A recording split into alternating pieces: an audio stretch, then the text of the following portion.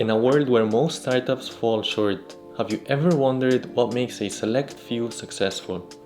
We're often told all sorts of theories, from the economy to the technology to the execution. But what if we could tap into the minds of some of the greatest entrepreneurs of the last century and be given a framework to understand what makes a startup successful?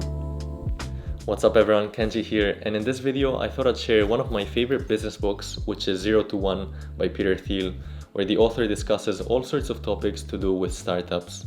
But before we get into it, why should you listen to this guy? Well, he was the founder and CEO of PayPal, and eventually he would go on to recruit an all-star team of people that would change the business world.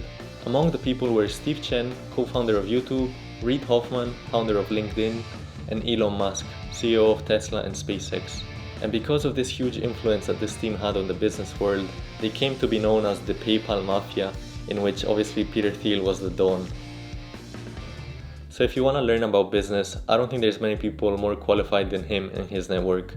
So let me summarize some of the key insights of the book. The first main theory he explains has to do with the types of companies there are out there and the progress that they make.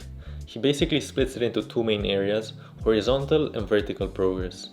Horizontal progress is basically expanding on existing ideas, so in short, it's about globalization. On the other hand, there's vertical progress, which is creating something that didn't exist before, which he calls technology.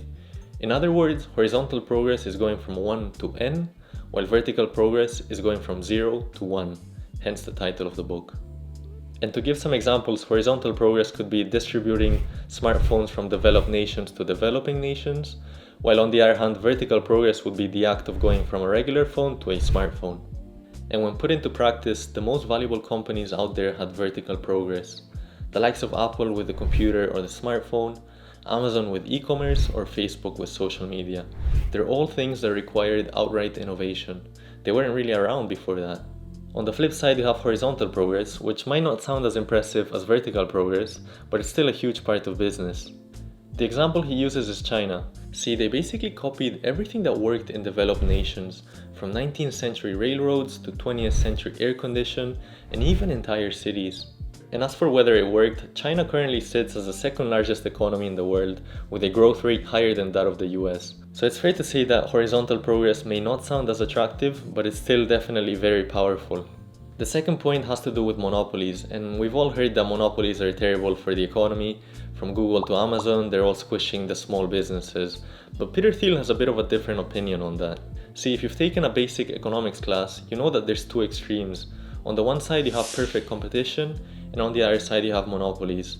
In perfect competition, there's many companies fighting it out.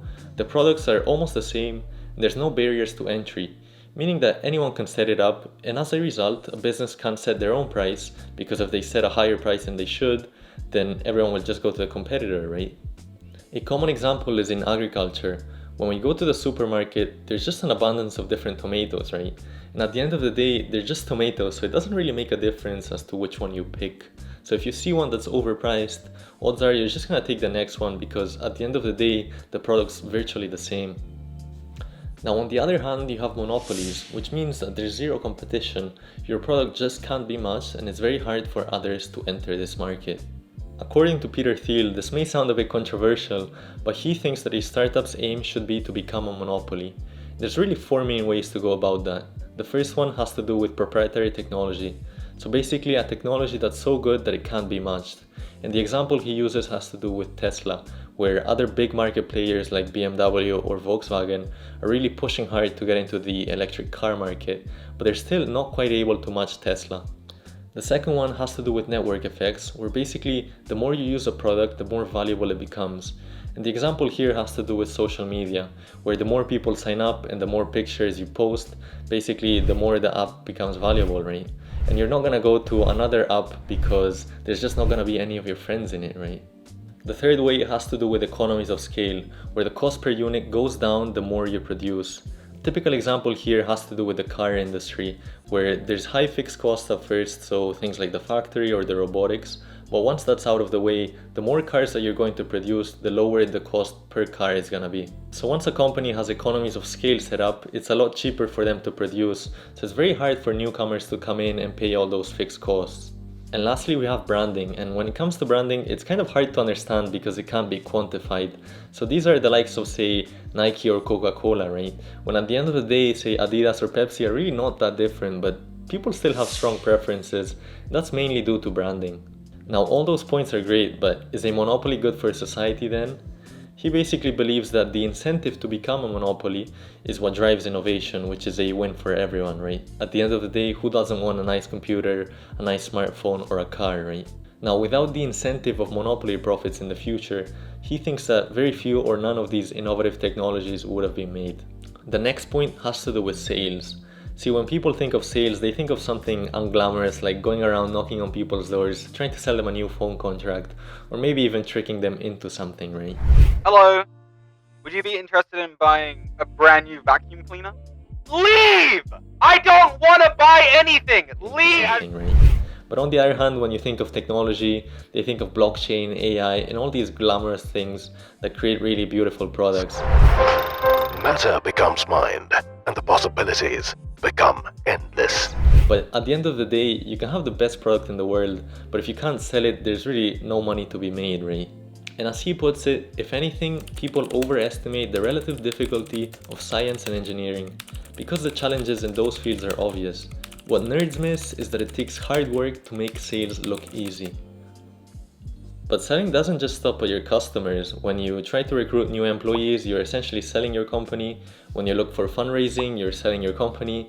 When you talk to the press, you're selling your company. So at the end of the day, sales is ever present. So if there's a takeaway here, the ability to sell cannot be understated. If you don't have any sales, you're bound to fail. There's really no way around that. And the last important point he makes has to do with starting small. And he says that business ideas should start with a very small niche market, and once they have a dominant position in that market, then they should consider expanding out, right? And he actually gives 3 main examples of that. The first one has to do with Tesla, where they didn't even start in the general car market or even the electric car market. Instead, they focused on something much smaller, which was the luxury electric car market, so cars that were really $100,000 and above. Another example is Amazon, where they now dominate the e-commerce marketplace and it seems like a huge market. But back in the day, they were only focused on books and specifically selling books online.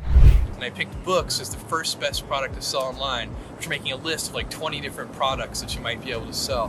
Which was virtually a non-existent sized market, right? And the last example I'll give here is Facebook. When Mark Zuckerberg started Facebook, it was really only tailored towards Harvard University. So the market size was really just one university. Obviously after that, once they got a dominant position, they moved on to other universities and eventually beyond that. But at first it was just one university small. Now Peter Thiel is known as a contrarian thinker, so you may not agree with many of his points, and that's fair enough. At least hopefully it was a new, fresh perspective. If you want to get the book, I'll leave it in the description, feel free to check that out. And if you enjoyed the video, feel free to like and subscribe, it really helps out the channel. That's all for this one, and I'll catch you in the next one.